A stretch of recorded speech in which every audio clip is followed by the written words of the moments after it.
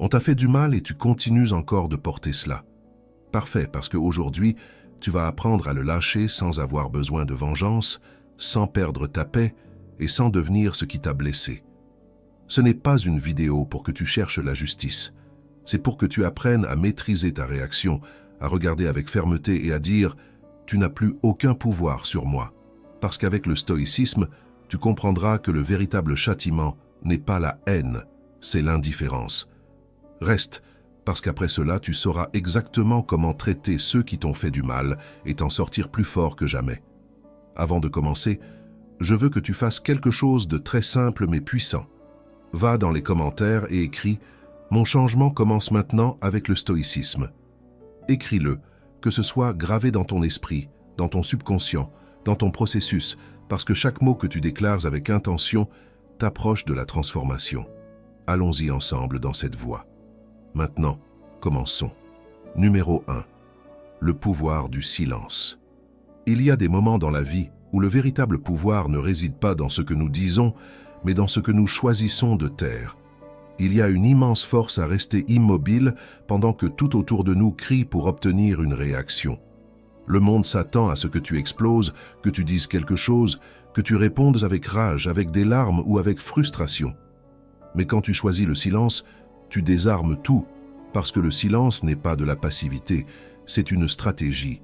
Ce n'est pas de la faiblesse, c'est de la maîtrise de soi. Et dans cette pause, à cet instant où d'autres auraient déjà explosé, toi, tu prends le contrôle. Le silence met mal à l'aise celui qui cherche à te provoquer. Il les laisse sans script. Ils ne savent pas comment continuer la scène quand tu décides de ne pas jouer dans leur pièce. Ils se sentent confus, comme si quelque chose ne collait pas. Parce que, en ne réagissant pas, tu leur tends un miroir. Et alors ils se voient eux-mêmes, ils voient leur ton, leur attitude, leurs paroles, et ils commencent à se demander « Est-ce que j'ai dépassé les bornes? Est-ce que j'ai mal agi? Pourquoi n'a-t-il rien dit ?» C'est ce que provoque le silence. Ils placent les autres face à leur propre reflet, et souvent cela fait plus mal que n'importe quel cri. Il ne s'agit pas d'ignorer tout, il ne s'agit pas de tout encaisser et de te laisser marcher dessus. Il s'agit de choisir avec sagesse quand parler et quand non. Il s'agit de ne pas agir par impulsion, mais depuis le calme, parce que dans le silence réside aussi l'intelligence émotionnelle. Ne pas réagir sur le moment, c'est te donner de l'espace pour penser, pour respirer, pour ne pas dire quelque chose que tu regretterais plus tard. C'est te donner du pouvoir, car celui qui domine sa langue domine sa vie. Imagine que quelqu'un vienne te provoquer, qu'il te lance une critique, un commentaire mal intentionné, qu'il s'attende à ce que tu bondisses, mais tu ne le fais pas. Tu le regardes, tu acquiesces peut-être, et tu restes silencieux. Ça casse tout, parce que tu ne lui as pas donné ce qu'il cherchait, parce que tu n'es pas tombé dans le piège. Et le meilleur dans tout ça, c'est que toi, tu restes en paix. Il n'y a pas de regret, pas d'angoisse à cause de ce que tu aurais dit ou fait. Il n'y a que de la tranquillité parce que tu as su te contenir. Ce type de contrôle ne s'entraîne pas du jour au lendemain, il demande de la pratique. Et c'est là qu'intervient l'exercice. La prochaine fois que quelqu'un te dise quelque chose qui normalement te dérangerait, arrête-toi. Ne réponds pas. Reste en silence. Regarde la personne. Observe comment son visage change, comment elle attend une réaction qui n'arrivera pas. Peut-être qu'elle rira nerveusement, qu'elle essaiera de répéter sa provocation ou qu'elle restera simplement confuse. Toi, pendant ce temps, tiens bon, respire. Tu n'es pas en train de perdre, tu es en train de gagner, tu entraînes ton esprit, tu te renforces de l'intérieur. Les stoïciens le savaient très bien. Nous ne pouvons pas contrôler ce que font les autres, mais nous pouvons contrôler la manière dont nous répondons. Épictète disait que ce ne sont pas les choses qui nous affectent, mais notre opinion à leur sujet. Et si tu décides que quelque chose ne mérite pas ton énergie, alors ne la lui donne pas. Le silence devient alors un acte de liberté, une déclaration puissante qui dit « Je ne vais pas te donner ma paix ». Au fil du temps, tu découvriras que tout ne mérite pas une réponse, que tout ne mérite pas une explication. Parfois, la chose la plus sage que tu puisses faire est d'observer calmement pendant que les autres s'épuisent à essayer de te provoquer. Cette paix que tu réussis à maintenir au milieu du chaos vaut plus que 1000 mots. Parce que celui qui sait rester silencieux sait protéger son énergie, et celui qui protège son énergie protège sa vie. Alors, La prochaine fois que tu sentiras que tout en toi veut répliquer, arrête-toi. Souviens-toi que ne rien faire, c'est aussi faire quelque chose, que le silence peut être l'acte le plus puissant et que souvent, la véritable victoire est celle qui ne se voit pas, celle que l'on gagne à l'intérieur. Numéro 2. Laisse le temps travailler pour toi. Parfois, la chose la plus sage à faire est d'attendre. Ne cours pas après des explications, n'exige pas de réponse, n'essaie pas de forcer les autres à voir ta valeur, parce que ceux qui ne la voient pas maintenant la verront plus tard. Peut-être pas aujourd'hui ni demain, mais le moment viendra, parce que le temps, sans que tu aies à faire quoi que ce soit, remet tout à sa place, et cela inclut les personnes, les vérités et les conséquences. Tu n'as qu'à être patient et continuer d'avancer. La plupart des gens veulent des résultats immédiats. Ils veulent être compris, appréciés, reconnus maintenant. Mais la vie ne fonctionne pas ainsi. Il y a des choses que l'on ne comprend qu'avec le temps. Il y a des personnes qui n'apprennent que lorsque tu n'es plus là. Et il y a des moments où le silence, additionné au passage du temps, est la leçon la plus forte que tu puisses donner. Parce qu'il n'est pas nécessaire de crier ta valeur, continue seulement d'être toi. Le temps s'occupera du reste. Beaucoup ne réalisent pas ce qu'ils ont tant qu'ils ne l'ont pas perdu. Ils ne valorisent pas ta présence, ton soutien, ton affection jusqu'à ce qu'ils ne puissent plus les avoir. À ce moment où ils se rendent compte de ce que tu signifiais, tu es déjà loin, déjà à un autre niveau. Tu grandis, tu avances, tu guéris. Et c'est là que le temps devient ton plus grand allié. Tu n'as rien dit, tu n'as pas fait de drame, tu as juste continué ta route. Et c'est ce qui frappe le plus. Quand tu sens que quelque chose te fait mal, que quelqu'un ne te valorise pas, que tu ne comprends pas pourquoi les choses se passent comme elles se passent, ne cours pas chercher des réponses. Respire, lâche prise et laisse le temps travailler pour toi. Parce que les meilleures réponses ne viennent pas de la bouche des autres. Elles viennent du silence des jours, des expériences qui suivent. Et souvent, ce qui te blesse aujourd'hui n'aura plus d'importance demain. Parce que tu auras tellement grandi que tu te demanderas comment cela a pu autant t'affecter. Les stoïciens enseignaient que nous ne devons pas nous obséder par ce que nous ne contrôlons pas. Et le temps est l'une de ces choses. Tu ne peux ni l'accélérer ni le forcer, mais tu peux lui faire confiance. Marc Aurèle le disait clairement, « Le temps est comme un fleuve d'événements. À peine quelque chose apparaît-il qu'il est déjà emporté, et autre chose prend sa place. » Cela signifie que tout passe, tout change, tout se révèle en son temps. Et quand tu cesses de lutter contre cela, tu commences à vivre plus en paix. La prochaine fois que quelqu'un s'éloignera de toi sans raison, ou qu'il te traitera comme si tu étais remplaçable, ne réagis pas avec colère ni tristesse. N'essaie pas de convaincre qui que ce soit de ta valeur. Garde le silence, souris même si ça fait mal, et continue ta route. Parce que si tu valais vraiment la peine, ils le sauront. Et s'ils ne le savaient pas, ils ne méritaient pas de rester. Le temps leur montrera ce qu'ils ont perdu, pendant que toi, tu t'occuperas de construire la vie que tu mérites.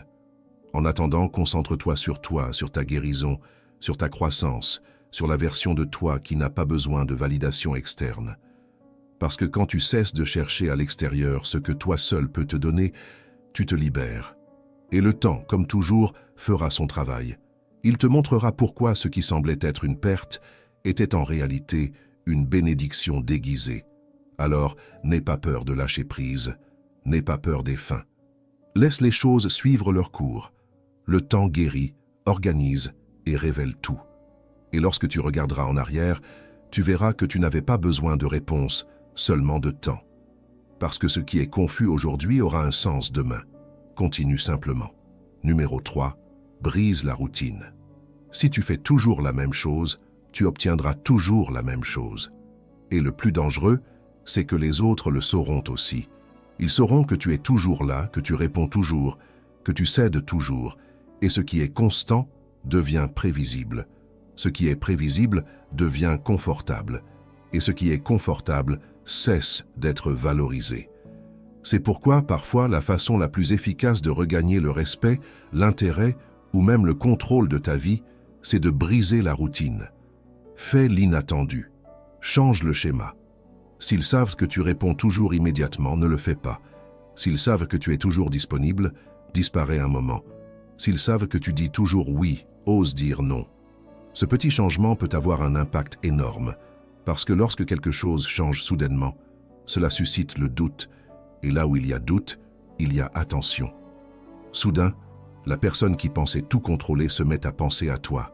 Pourquoi n'a-t-il pas répondu? Est-ce qu'il va bien? L'ai-je offensé? S'éloigne-t-il de moi? Et c'est là que le jeu change. Il ne s'agit pas de manipuler, il s'agit de récupérer ton énergie, d'arrêter de vivre en mode automatique, à remplir des attentes que les autres ne remercient même pas. Il s'agit de te rappeler que tu as aussi le pouvoir de décider comment et quand répondre. Tu n'es pas obligé de réagir toujours de la même manière. Et quand toi, tu changes, tout autour de toi bouge. La routine ne fatigue pas seulement celui qui la vit, elle fatigue aussi celui qui t'observe. Une familiarité excessive tue l'intérêt. C'est pourquoi briser la routine est aussi une façon de renaître. C'est montrer que tu as ta propre vie, que tu n'es pas piégé dans le besoin de plaire, que tu peux surprendre, changer, évoluer. Et ça, c'est attirant, c'est puissant, parce que ce qu'on ne peut pas prédire impose le respect. Les stoïciens parlaient du détachement comme forme de liberté. Épictète disait que nous ne devions pas être esclaves de quoi que ce soit qui ne soit pas sous notre contrôle, et cela inclut l'approbation des autres. Si ta routine est basée sur le fait de plaire, d'être toujours disponible, de répondre toujours pareil pour ne pas déranger, alors tu n'es pas libre. Briser cette routine, c'est aussi briser ses chaînes. C'est dire, moi aussi j'ai mes temps, mes espaces, mes décisions. Fais l'essai. La prochaine fois qu'on t'écrit, attends, respire, ne réponds pas immédiatement. Observe ce qui se passe. Peut-être qu'on t'écrira de nouveau, peut-être qu'on s'inquiétera, peut-être qu'on imaginera des scénarios. Et pendant que cela se produit, c'est toi qui détiens le pouvoir non par vengeance, mais pour rétablir l'équilibre, parce que tu n'es plus en train de réagir par habitude, mais de choisir en pleine conscience. Et cela ne s'applique pas qu'aux messages, mais à tout. Tu cèdes toujours lors d'une discussion? Reste silencieux. C'est toujours toi qui engages la conversation? Ne le fais pas. Tu rends toujours service sans penser à toi? Pose des limites. Chaque petit changement est une déclaration. Je ne suis plus le même. Je grandis. Je préserve mon énergie. Je choisis différemment. Avec le temps, tu remarqueras que ceux qui te valorisent vraiment s'adapteront à ton évolution. Ils apprendront à ne plus tenir pour acquise ta présence, ton attention, ton affection. Et ceux qui étaient là uniquement par confort commenceront à s'éloigner. Et c'est très bien aussi, parce que tu n'es pas venu au monde pour vivre en pilote automatique. Tu es venu pour grandir, changer, te surprendre toi-même. Alors, brise la routine, surprends, crée de nouvelles versions de toi. Et souviens-toi, celui qui ne change pas stagne, mais celui qui ose faire l'inattendu commence à écrire une histoire différente. Numéro 4. Change le jeu. Quand les gens sentent que tu es toujours là, ils cessent de te valoriser. Quand ils savent que tu réponds toujours, que tu décroches toujours, que tu es toujours disponible, tu deviens une constante. Et la constante, même si c'est dur à entendre, est souvent considérée comme acquise. Mais quand tu changes le jeu, quand tu disparais un peu, quand tu cesses de répondre comme avant, il se passe quelque chose. Ils commencent à remarquer ton absence. Et quand ils remarquent ton absence, c'est seulement à ce moment-là qu'ils comprennent ta valeur. Il ne s'agit pas de jouer avec les sentiments de qui que ce soit, il s'agit de prendre le contrôle de ton énergie, de ta présence, de ton attention, parce qu'être toujours disponible ne te rend pas plus apprécié, ça te rend plus facile à ignorer.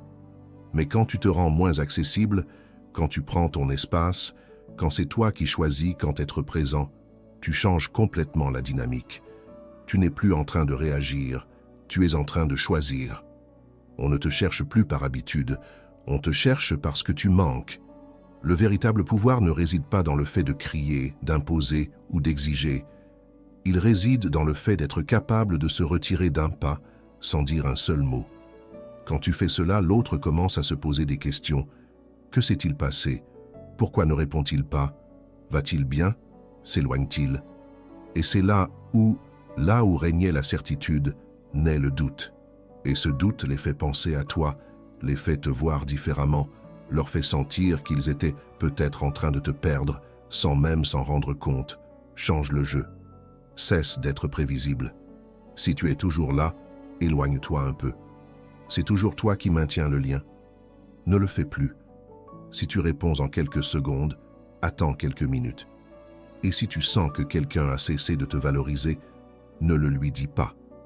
Montre-le par ton absence, parce que quand quelque chose part, c'est là qu'on le regarde vraiment.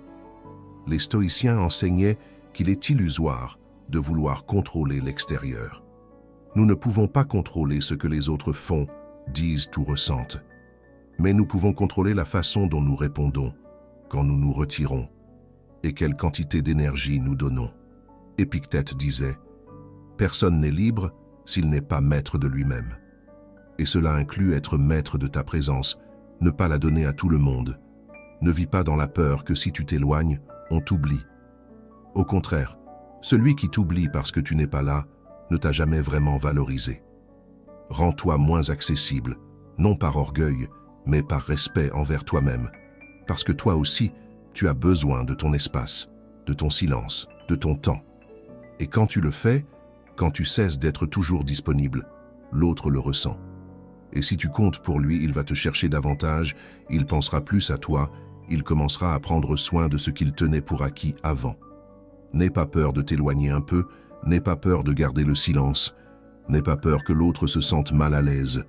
Parfois, c'est le seul langage qu'il comprend vraiment, parce que celui qui perd le contrôle commence à regarder attentivement, commence à voir ce qu'il ne voyait pas avant, commence à valoriser ce qu'il ignorait. Change le jeu pas par vengeance mais par évolution, parce que tu n'es plus le même qu'avant, parce que tu apprends à prendre soin de toi, à te protéger, à ne pas te livrer entièrement à celui qui ne sait pas te porter. Et si quelqu'un veut vraiment être avec toi, il s'adaptera, fera un effort, changera aussi. Mais d'abord, le mouvement doit venir de toi, la décision de faire quelque chose de différent, de briser le schéma, de montrer que tu ne joues plus avec les mêmes règles. Fais-le aujourd'hui. Fais un pas en arrière, reste silencieux, observe, et tu verras comment le jeu change, non pas à cause de ce que tu as dit, mais à cause de ce que tu as cessé de donner. Parce que quand tu apprends à te retirer avec élégance, tu découvres le véritable pouvoir, faire comprendre à l'autre que tu étais la valeur qu'il n'a jamais su apprécier. Numéro 5. Tu n'as pas besoin de t'expliquer. Tu n'as pas toujours besoin de t'expliquer.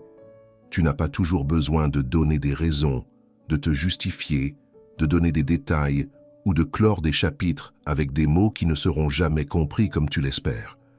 Parfois, la chose la plus puissante que tu puisses faire, c'est partir en silence, sans drame, sans discours, sans que l'autre comprenne ce que toi, tu as déjà compris depuis longtemps. Parce que celui qui n'a pas voulu voir quand tu étais présent ne mérite pas d'explication quand tu décides d'être absent. Quand tu t'éloignes sans dire un mot, quelque chose se brise, mais pas en toi, ça se brise chez l'autre. Parce que l'inattendu a plus de poids que n'importe quel argument. Parce que l'esprit reste coincé sur ce qui n'a pas été dit, sur ce qui n'a pas été fermé, sur ce qui n'a pas été expliqué. Et dans ce vide, dans ce silence, l'autre commence à réfléchir, à repasser les événements, à se demander ce qu'il a fait de mal, ce qu'il aurait pu changer, pourquoi il ne l'a pas vu venir. Et c'est là la leçon, pas tes mots, mais ton absence. Les gens ont tendance à attendre une explication parce qu'ils veulent avoir le contrôle de l'histoire. Mais tu n'es pas obligé de leur donner ce contrôle. Tu n'as pas à expliquer ta valeur, ni à justifier tes limites, ni à donner des raisons pour lesquelles tu as choisi de prendre soin de toi. Parfois, il suffit simplement de s'en aller. Parce que lorsque quelqu'un n'écoute pas pendant que tu parles, il ne mérite pas de réponse quand tu te tais.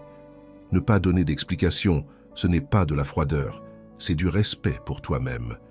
C'est choisir ta paix mentale plutôt que de laisser l'autre obtenir une forme de clôture émotionnelle. C'est comprendre que tout ne doit pas se résoudre par des mots, car bien souvent, les mots ne servent qu'à soulager les consciences, pas à changer les attitudes. Et tu n'es pas là pour apaiser qui que ce soit, tu es là pour guérir, toi. Les stoïciens enseignaient à agir selon la vertu, non selon la validation. Sénèque disait que la tranquillité de l'âme vient de vivre en cohérence avec soi-même, pas avec les attentes des autres. Donc, si ton âme est en paix avec ta décision, tu n'as pas besoin que personne ne l'approuve. Tu n'as pas besoin de clore des cycles par des mots si tu les as déjà clos par des actions. Fais l'essai. Quand quelqu'un dépasse tes limites, quand il ne te valorise pas, quand tu remarques que ta présence est acquise, Pars simplement. Ne donne pas d'explications, ne fais pas de scène, ne cherche pas à ce que l'autre comprenne. Tourne-toi simplement et continue ta route. Au début, il se peut qu'il ne se passe rien. Silence, froideur apparente, indifférence. Mais avec le temps, ils le sentiront, parce qu'il n'y a rien de plus puissant que de manquer à quelqu'un qui n'est plus disponible, qui ne répond plus, qui ne cherche plus, qui n'insiste plus. Et pendant ce temps, toi, tu continues d'avancer, non par rancœur, mais dans la paix de savoir que tu as fait ce qu'il fallait, t'en aller sans vacarme, mais avec toute la force. Tous ne méritent pas une explication, tous ne méritent pas tes mots. Certains ne méritent que ta distance. Parce qu'il y a des blessures qui ne se guérissent pas avec des excuses, mais avec de l'absence. Il y a des gens qui n'apprennent pas en t'écoutant, mais en te perdant. Et si ton silence leur fait prendre conscience, si ton absence leur fait mal, si ta distance leur enseigne, alors tu as bien fait. Tu n'as rien fait. Et c'était tout. Numéro 6. Ne regarde pas en arrière. Ne regarde plus en arrière. Il n'y a plus rien pour toi là-bas. Chaque fois que tu reviens mentalement au passé, tu t'enchaînes à ce qui n'existe plus. Chaque fois que tu repasses ce que tu as dit, ce que tu as fait, ce qu'on t'a fait, tu te voles le présent. Et le pire, c'est que tu continues de donner du pouvoir à ceux qui ne sont plus là, à ce qui n'est plus, à ce qui n'ajoute plus rien. Tu ne peux pas avancer si un de tes pieds reste dans ce qui n'est plus. Tu ne peux pas vivre si tu es en train de revivre. Ce qui s'est passé, c'est passé. Et ta tâche maintenant n'est pas de le comprendre davantage ni de tout expliquer. Ta tâche est de continuer d'avancer. Le passé a ce piège. Il te fait croire que si tu y penses un peu plus, tu trouveras une réponse qui te libérera. Mais la véritable libération ne vient pas de la compréhension, elle vient du lâcher-prise. Parfois, il n'y a pas de conclusion, pas d'excuse, pas de justice, il n'y a que des décisions. Et la plus puissante de ces décisions, c'est de ne pas regarder en arrière. Parce qu'à chaque fois que tu le fais, tu redonnes vie à ce qui devrait déjà être mort. Tu alimentes un fantôme, et les fantômes ne s'affrontent pas, on cesse simplement de les nourrir. Continuer d'avancer sans regret, ce n'est pas nier ce que tu as vécu, c'est l'honorer, l'apprendre, le remercier et continuer. C'est ne plus le porter comme un sac à dos que tu dois inspecter chaque jour. C'est lâcher ce besoin de réécrire ce qui a déjà été écrit. Tu ne peux pas changer ce qui est arrivé, mais tu peux changer ce que tu en fais. Et la meilleure façon, c'est de regarder vers l'avant. Les gens qui vivent prisonniers du passé deviennent prisonniers de leurs propres pensées. Ils revivent sans cesse la même scène, les mêmes paroles, les mêmes blessures, et cela épuise, cela fait vieillir l'âme. Parce que pendant que tu penses à ce qui a été, la vie continue, et toi, tu la rates. L'avenir ne se construit pas en regardant dans le rétroviseur, il se construit en avançant, même si ça fait mal, même si tu n'as pas toutes les réponses, même s'il y a encore des blessures ouvertes. Le stoïcisme enseigne que nous ne pouvons pas contrôler le passé, seulement notre attitude face à lui. Marc Aurèle disait « Le passé et le futur n'existent pas, seul le présent peut être vécu. » Et il avait raison. Si tu continues de penser à ce qui a été, tu te prives de la seule chose que tu possèdes vraiment, le maintenant. Et personne ne mérite d'avoir ce pouvoir sur toi. Personne ne mérite que ta vie s'arrête à cause de ce qu'il a fait, de ce qu'il a dit ou de ce qu'il n'a pas su valoriser. Fais l'exercice. Chaque fois que ton esprit veut revenir en arrière, arrête-toi, respire. Rappelle-toi que c'est déjà passé, que tu n'es plus la même personne, que tu n'es plus au même endroit. Et continue. Fais-le encore et encore jusqu'à ce qu'arrêter de regarder en arrière devienne naturel. Tu n'as pas besoin de réponse pour avancer. Tu n'as pas besoin d'excuses pour guérir. Tu n'as besoin que de ta volonté. Et toi seul peux la prendre. Tu n'imagines pas la paix que tu ressens quand tu cesses de porter des culpabilités qui ne t'appartiennent pas. Quand tu cesses de te demander « Qu'est-ce qui se serait passé si ?» et que tu commences à te demander « Qu'est-ce que je veux construire maintenant ?» C'est là que commence ta liberté, dans le fait d'arrêter de tourner en rond, d'arrêter de chercher un sens à ce qui n'en avait peut-être pas, dans le fait de comprendre que regarder en arrière ne change rien, alors que regarder en avant change tout. Continue donc, avec tout ce que tu es, tout ce que tu as appris, sans t'arrêter pour ce que tu ne peux plus corriger. Parce que le véritable pouvoir ne consiste pas à réparer le passé. Il consiste à ne pas le laisser continuer de te blesser. et chaque pas que tu fais vers l'avant est une déclaration. Je ne suis plus cette version brisée. Je ne suis plus cette personne qui est restée à attendre. Je suis quelqu'un qui a compris que sa paix vaut plus qu'une histoire non résolue et que l'avenir se construit en regardant là où je vais, pas là où j'étais. Numéro 7. Fais en sorte qu'on te sente inatteignable. Fais en sorte qu'on te sente inatteignable, pas parce que tu fuis, pas parce que tu te crois supérieur à qui que ce soit, mais parce que tu as décidé de ne plus être disponible pour celui qui n'a pas su valoriser ta présence. Les gens s'habituent vite à ce qu'ils ont à coup sûr. Ils t'ont toujours là, et ils cessent de regarder. Ils t'entendent toujours, et ils cessent de valoriser tes mots. Ils te sentent toujours proche, et ils cessent de prendre soin de ce que tu leur donnes. Mais quand tu avances d'un pas, quand tu continues ta vie, quand tu cesses d'attendre, et que tu commences à construire, c'est à ce moment-là qu'ils le sentent, et ils le sentent profondément. Quand tu deviens inatteignable, ce n'est pas parce que tu as disparu, c'est parce que tu n'es plus dépendant. Tu n'as plus besoin qu'on t'écrive pour passer une bonne journée. Tu ne regardes plus ton téléphone en attendant cet appel. Tu ne te limites plus à leurs horaires, à leurs envies, à leurs apparitions et disparitions. Tu continues, tu vis, tu fais de nouvelles choses, tu t'entoures de personnes différentes, tu commences à briller sans demander la permission à personne, et dans ce processus, quelque chose change. Tu n'es plus à portée de main, ce n'est plus si facile de t'avoir, et ça pèse. Quand tu deviens inatteignable, l'autre commence à sentir le vide qu'il a lui-même créé en ne te protégeant pas.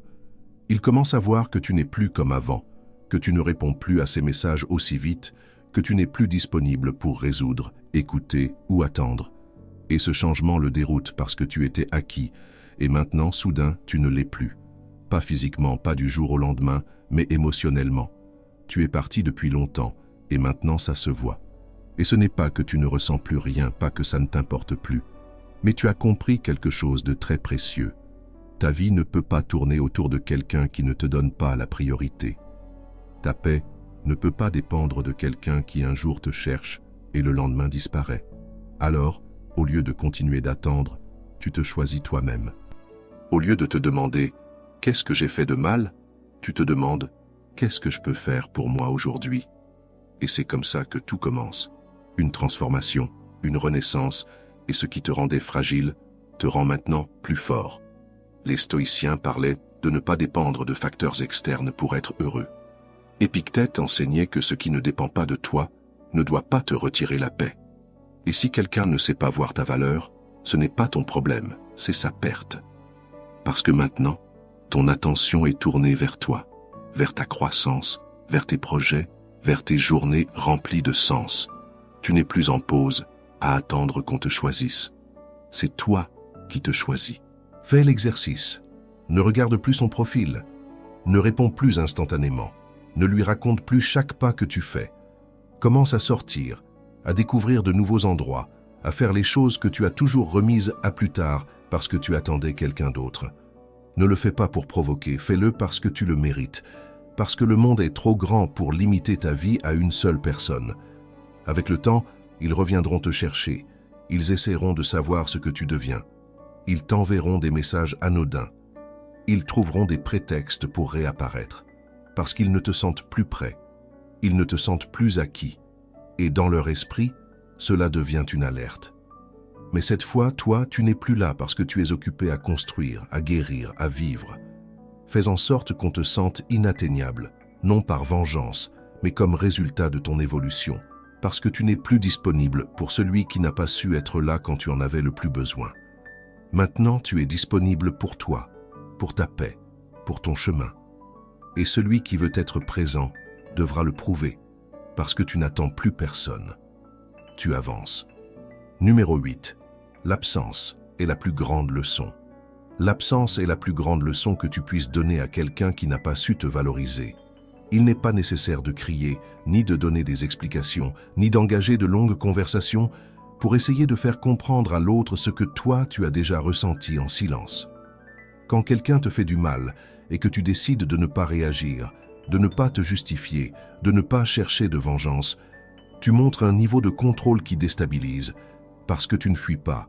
Tu choisis de ne pas rester là où on ne te protège pas. Et ça se ressent plus fort que n'importe quel mot. L'être humain est habitué aux réponses, à clore les histoires avec des dialogues, des reproches, des cris ou des excuses. Mais quand tu décides de partir sans rien dire, quand tu disparais simplement de l'endroit où tu ne trouves plus ta place, le scénario se brise. L'autre reste seul avec ses actes, avec ses mots, avec ses décisions, et sans moyen de les justifier. Il reste à se demander ce qui s'est passé, à quel moment tu as changé, pourquoi tu n'as rien dit. Et c'est là que la leçon commence, parce que ne pas avoir de réponse est un écho qui résonne très fort. Ton silence se transforme en une voix interne chez cette personne, une voix qui ne s'éteint pas facilement. Elle commence à imaginer des scénarios, à revivre des conversations, à analyser tout ce qu'elle a dit ou ce qu'elle n'a pas fait. Et plus elle y pense, plus l'erreur devient évidente. Parce que tu n'es pas parti du jour au lendemain. Tu es parti par morceaux petit à petit. Et maintenant, dans ton absence, cette personne commence à voir ce qu'elle ne voulait pas voir quand tu étais là. Il ne s'agit pas de disparaître pour faire du mal. Il s'agit de te protéger, de ne plus donner d'explications à qui ne la mérite pas, de garder ton énergie pour toi, pour ton processus, pour ta guérison. Parfois, parler ne sert qu'à soulager la conscience de l'autre, tout en te laissant toujours aussi brisé. Alors, tu choisis de ne pas parler, non pas par orgueil, mais par dignité, parce que si quelqu'un t'avait vraiment valorisé, tu ne serais pas dans cette situation. Et s'il ne t'a pas protégé, maintenant qu'il te perd, il apprendra. Les stoïciens savaient que tout ce qui ne dépend pas de toi ne doit pas perturber ta paix. Épictète enseignait qu'il faut distinguer ce qui est en notre pouvoir et ce qui ne l'est pas. Tu ne peux pas contrôler si l'autre se repent, s'il change, s'il comprend. Mais tu peux contrôler ta réponse. Et parfois, la meilleure réponse est de n'en donner aucune. Simplement continuer, simplement lâcher, simplement disparaître. Fais l'essai. Ne justifie pas ton départ, ne laisse pas de l'être. Ne cherche pas le moment parfait pour parler. Contente-toi de prendre tes distances, de fermer la porte avec respect, avec silence, avec fermeté. Laisse ton absence occuper cet espace, parce que le vide que tu laisses est le miroir dans lequel l'autre commence à voir son vrai reflet. Et quand ce reflet apparaît, il n'est pas toujours agréable. Au début, peut-être qu'il ne se passera rien, silence, froideur, indifférence.